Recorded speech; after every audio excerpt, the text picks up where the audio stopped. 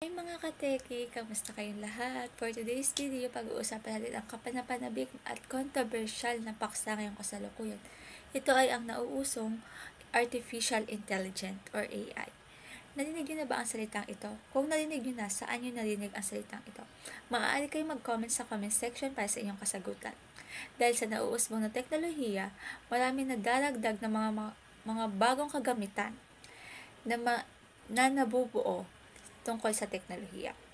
Ang Artificial Intelligence or AI ay isang advanced na website or app na maaari nating gamitin sa paghahanap ng impormasyon at may malaking epekto ito sa ating mga buhay.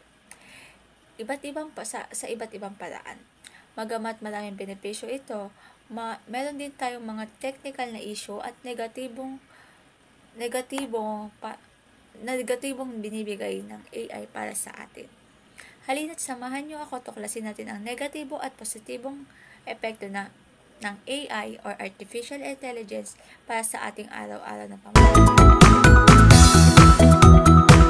Ang AI or Artificial Intelligence. Ang AI or Artificial Intelligence ay isang application or website upang tulungan tayo makuha natin ang mga gusto natin sa mabilisang paraan or maghanap ng mga ideya or research na mahahanap natin wala pang 5 minuto maibibigay na sa atin.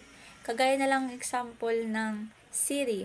Si Siri ay isang application app na ida-download mo at i-connect mo sa mga technology devices na inyong bahay upang mas madali ang komunikasyon at transaksyon sa inyong bahay. Kagaya na lang ng si Siri ay maaari mong utusan na Siri, open the lights. Dali-dali naman ma-open ang iyong mga ilaw sa bahay. Sa mga research naman, andito naman si ChatGPT. Si ChatGPT ay mag-send ka lang sa kanya ng isang katanungan na nais mong masagot. Wala pang ilang minuto masasagot ng iyong mga katanungan. Ngunit, may mga ilan sa mga ito ay mali or hindi. Sa panghalimbawa nito ay si ChatGPT. Dito, isisend mo lang sa kanya ang mga katanungan na nais mong masagot at wala pang ilang minuto ay mabibigyan na ng sagot ang iyong mga katanungan.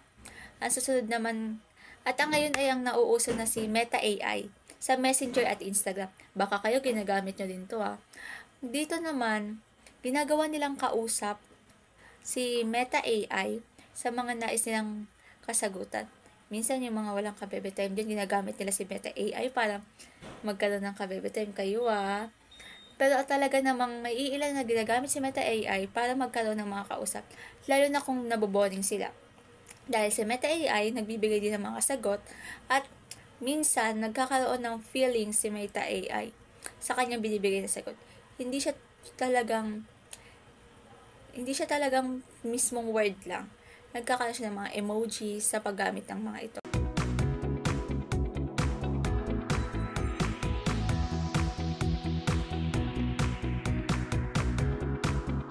Lang baka kayo nag-enjoy na kayo sa paggamit ng AI .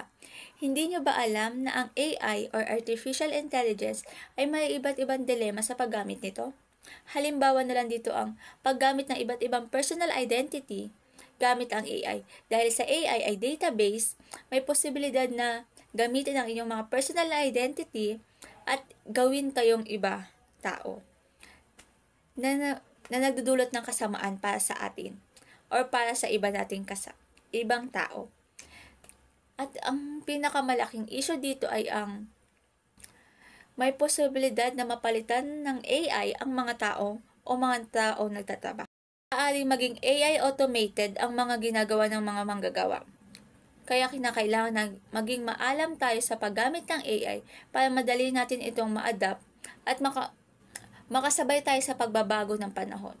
Dahil ang AI ay isa lamang tool at wala itong puso.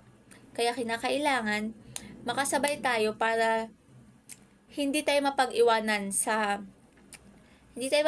baba at patuloy ang globalisasyon sa pagbabago.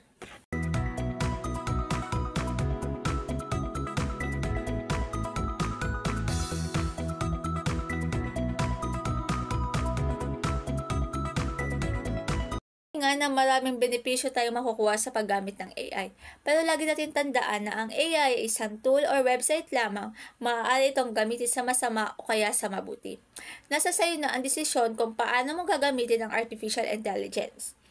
Ang maging responsibilidad tayo sa paggamit nito dahil nasa atin ang pagiging responsable sa paggamit ito.